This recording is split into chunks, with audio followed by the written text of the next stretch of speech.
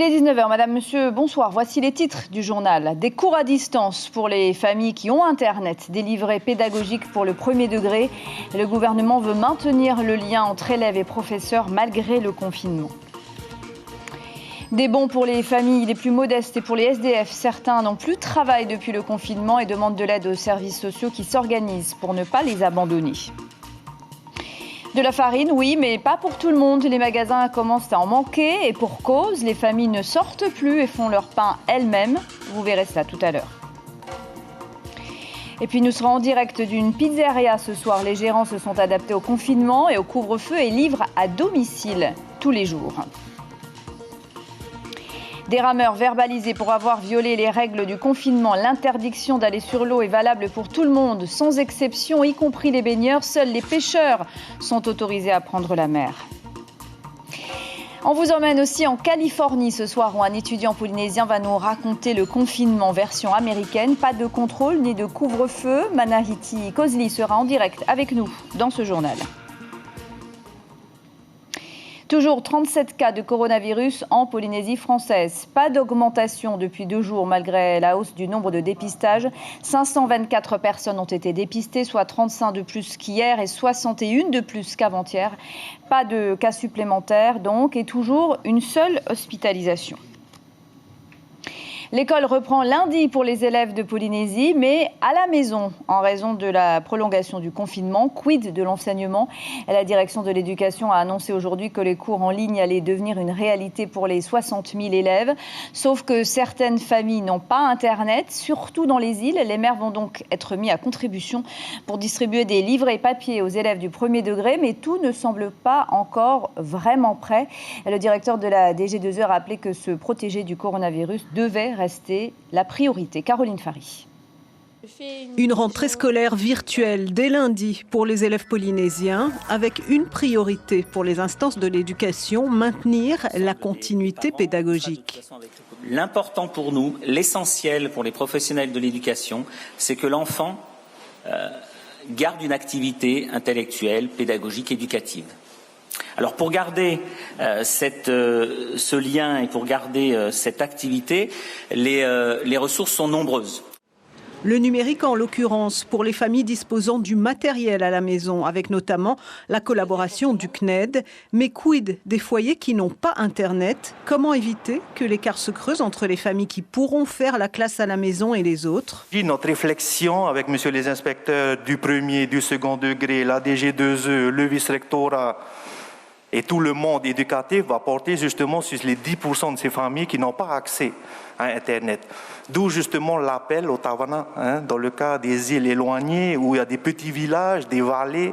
Vraiment, qui mieux que le Tawana pour pouvoir apporter le dossier pédagogique papier ou toute autre forme. Nous faisons appel aux communes et au Tawana. Je sais qu'il y a beaucoup d'inspecteurs et de chefs d'établissement qui ont déjà pris contact avec les Tawana pour faire en sorte que ces livrets papier pour les élèves qui n'ont pas de connexion Internet, je précise, pour les élèves qui n'ont pas de connexion Internet, que ces livrets puissent être distribués par la mairie, par le Moutoy. Dernière piste annoncée, la diffusion sur les médias, presse écrite, radio et télévision. Enfin, pour rassurer les parents, tout sera mis en œuvre après la crise au retour en classe pour accompagner les élèves afin que les compétences attendues en fin d'année soient acquises. Quant aux examens, la Polynésie appliquera les mesures annoncées au niveau national par le ministre Jean-Michel Blanquer d'ici quelques jours. Le gouvernement qui assure que la ministre de l'Éducation qui a le coronavirus est en voie de guérison. Et en pleine organisation pour maintenir une continuité scolaire en plus du confinement, l'école Mamou de Papeete a une nouvelle fois été victime de cambriolage, selon la dépêche. Des tablettes et des ordinateurs ont été volés. Ce sont des agents communaux qui se rendaient sur place pour faire quelques travaux qui ont constaté les dégâts. Du matériel qui était pourtant dans un coffre-fort. Les gendarmes de Tiaray ont fait les premières constatations. L'école a déjà été cambriolée. Les voleurs avaient pris de la nourriture, des ustensiles de cuisine et des rétroprojecteurs. Et puis ce nouveau cambriolage à Papeete, c'est la boutique Tahitiphone du Wharetoni qui a été vandalisée. Plusieurs téléphones ont été volés. Ou quand la période de confinement encourage les cambriolages, le vol a eu lieu entre 3 et 4 heures du matin. La vitrine de la devanture a été brisée. On écoute tout de suite le directeur financier de Vini Distribution, David Boragno, qui répond à Christian Dezou. Ça s'est passé très tôt ce matin et malgré le confinement, donc des individus sont venus nous casser la vitrine. Et c'est la 3e effraction que nous subissons sur cette boutique Taityphone Faretoni. On pense qu'ils ont passé le bras, qu'ils se sont penchés à l'intérieur.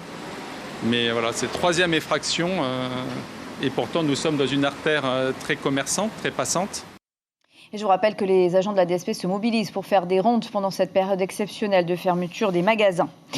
Et puis la femme hospitalisée de Rayatea, Marita Tupua, qui a été au cœur d'une polémique mardi, est décédée cette nuit. Ce sont ses enfants qui sont venus la voir en hélicoptère mardi à Rayatea, après avoir obtenu des autorisations spéciales pour motif familial impérieux pendant le confinement.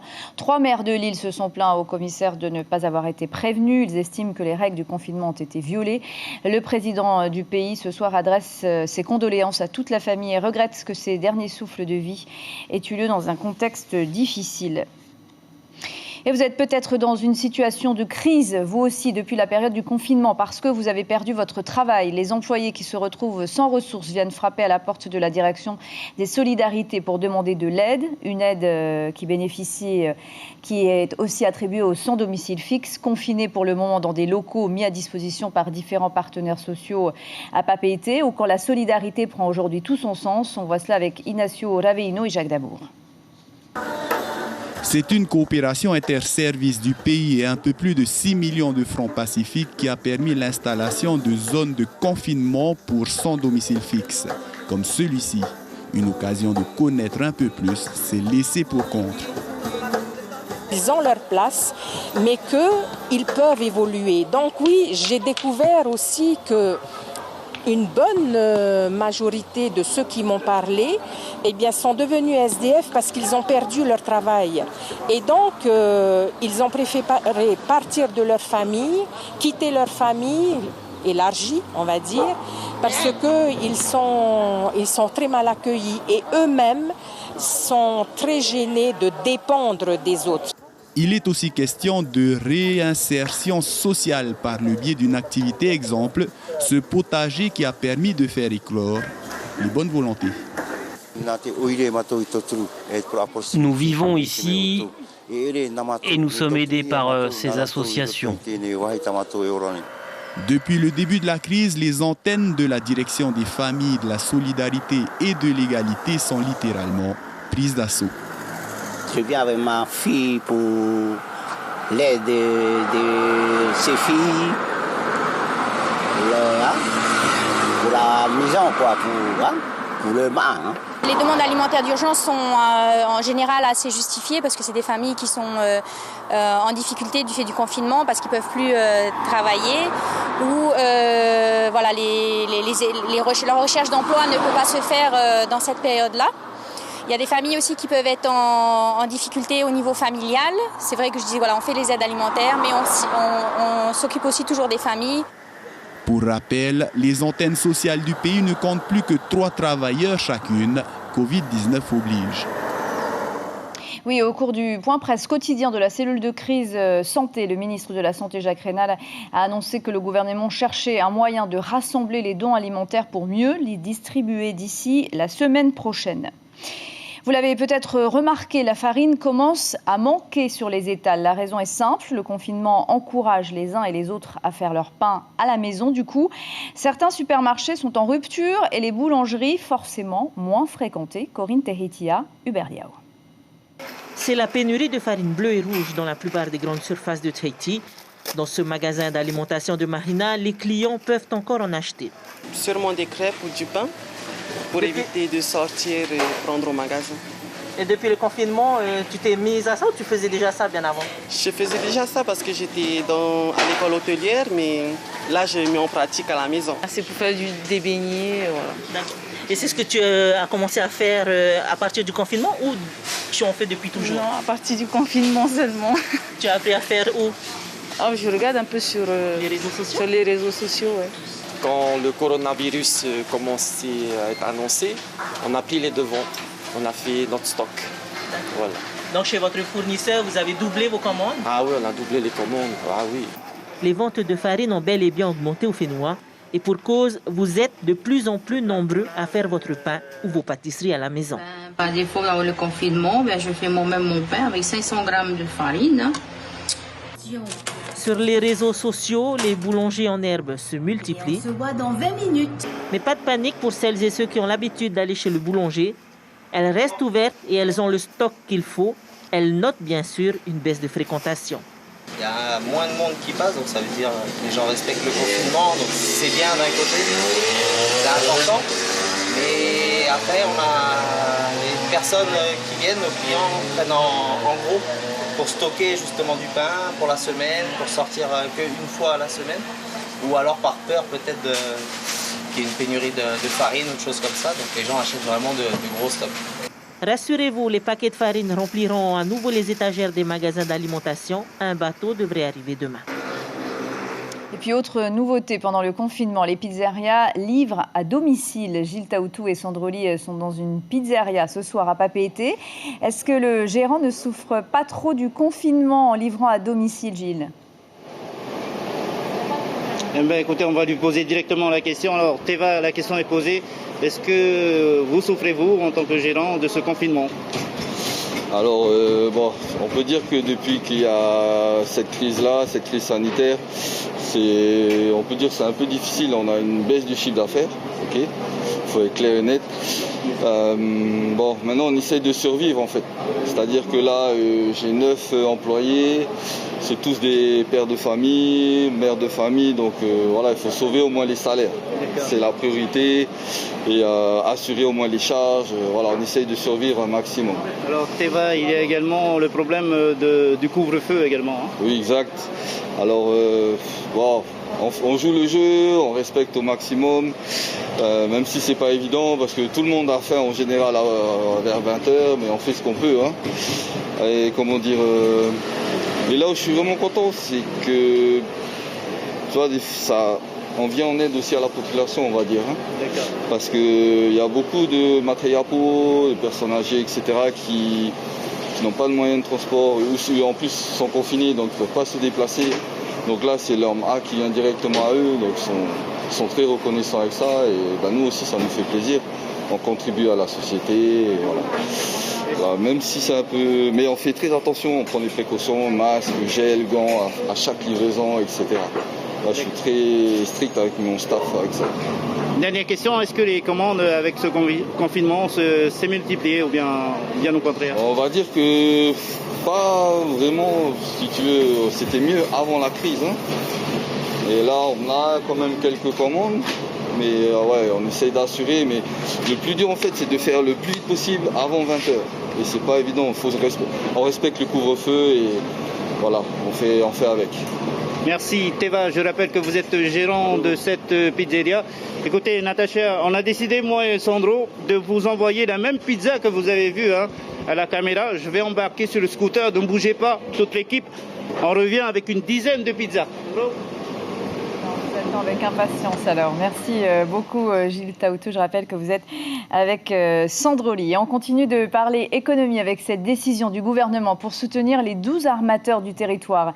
Ils vont pouvoir transporter du matériel pour construire des phares OPH dans les îles, des maisons qui seront construites par des travailleurs du CRU, a précisé le ministre des Transports interinsulaires. Des dispositifs d'aide que détaille tout de suite Jean-Christophe Bouissou, également ministre du Logement, au micro d'Ignacio Raveino et Jacques Damour.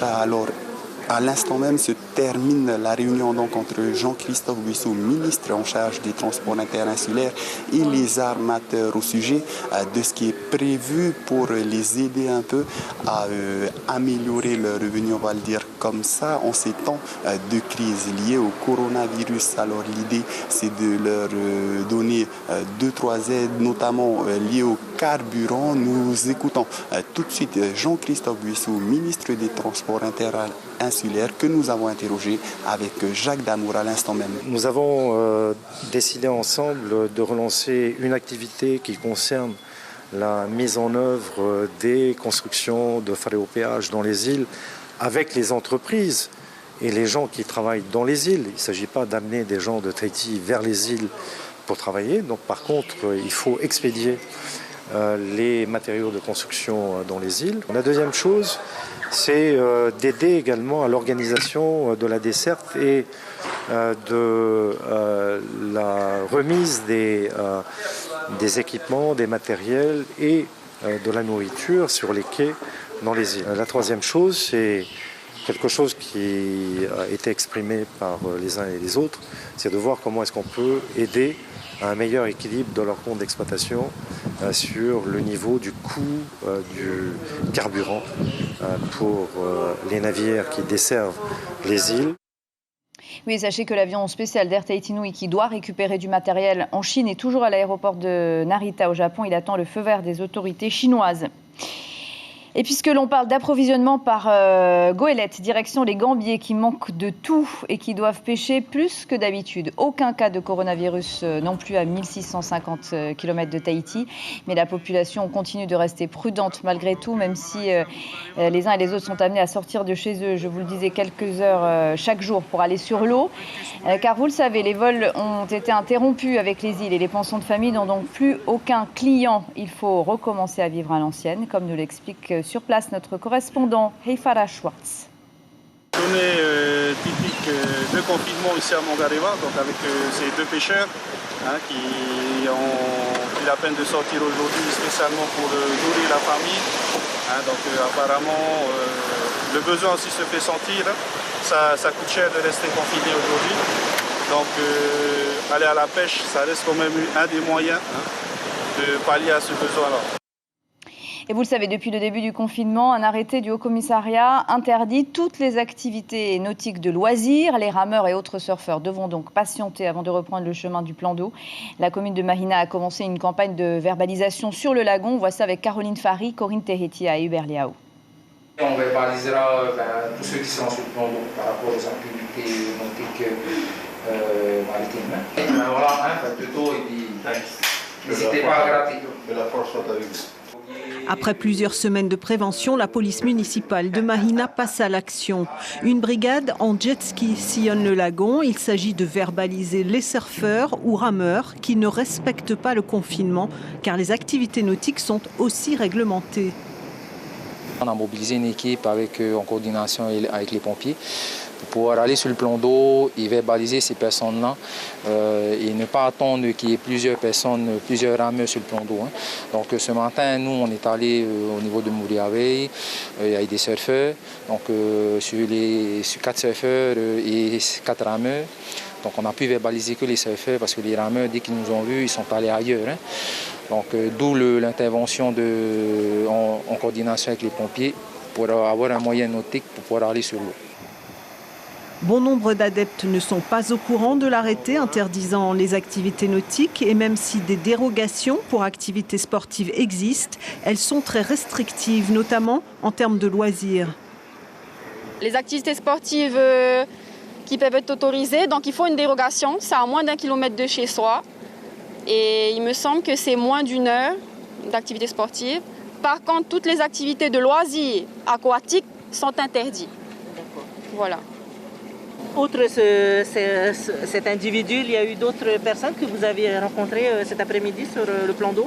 On a pu voir 2 personnes en train de pêcher, des administrés.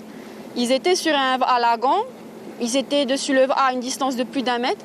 Notez tout de même que la pêche à proximité du domicile est tolérée sous certaines conditions. Sachant que souvent, ce genre de cas-là, c'est des familles nécessiteuses et qui vont pour pêcher pour se nourrir. Donc là, avec l'autorisation, on dira, des affaires maritimes et de la gendarmerie, on tolère. Pas de folie donc dans le lagon. Le coût de la contravention s'élève à 16 000 francs, voire plus si récidive.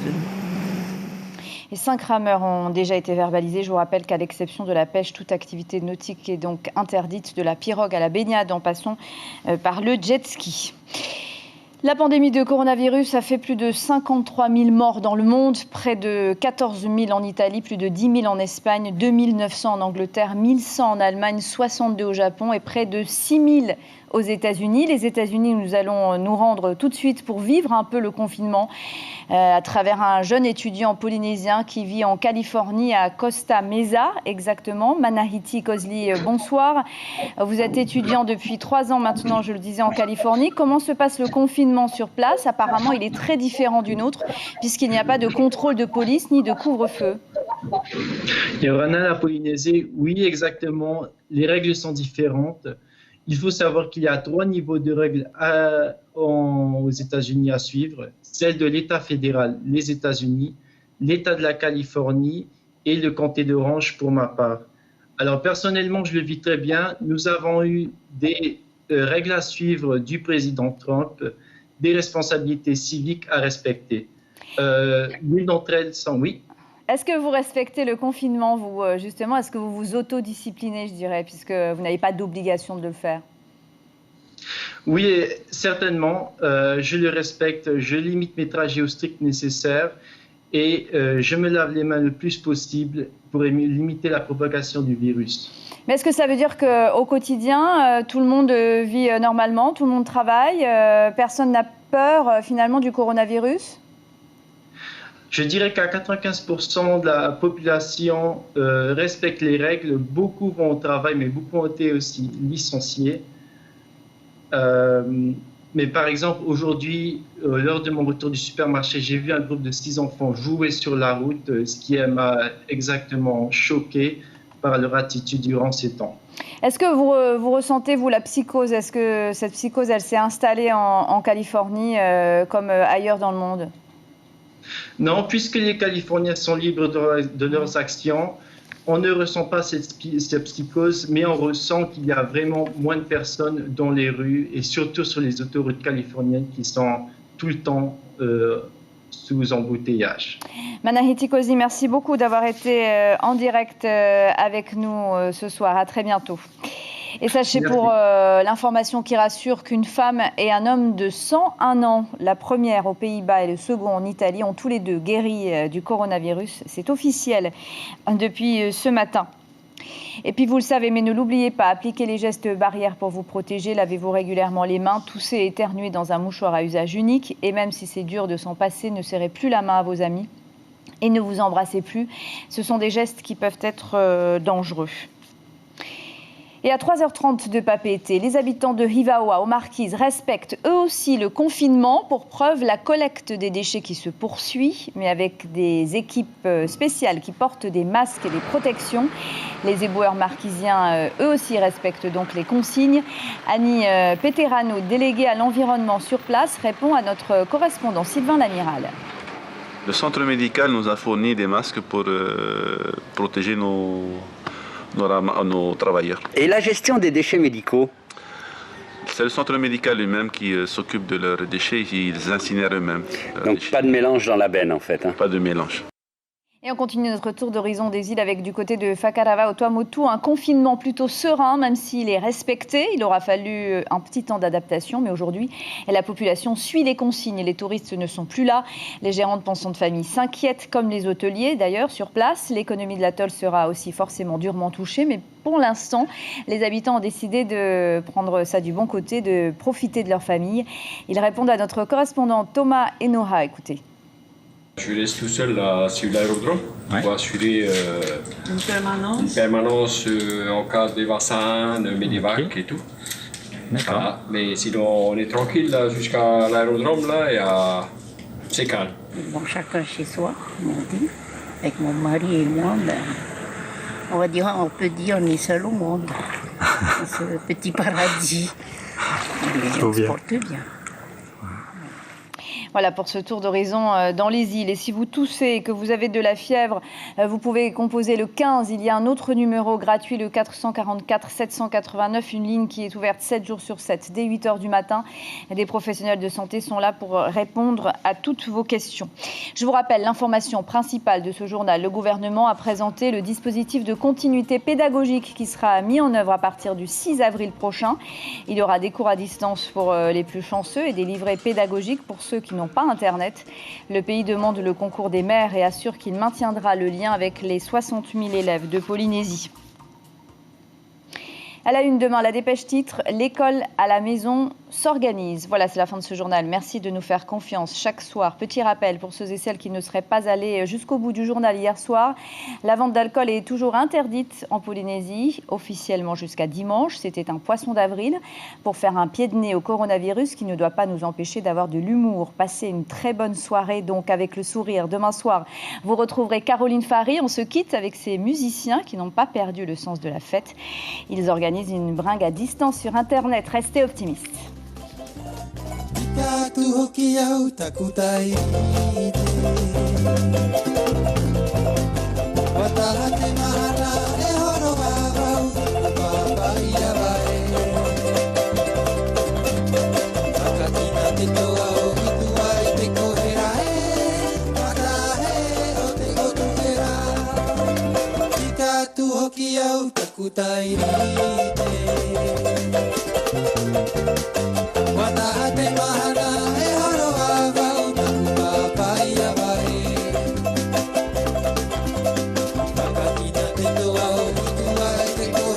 Retrouvez notre journal en replay sur notre site internet.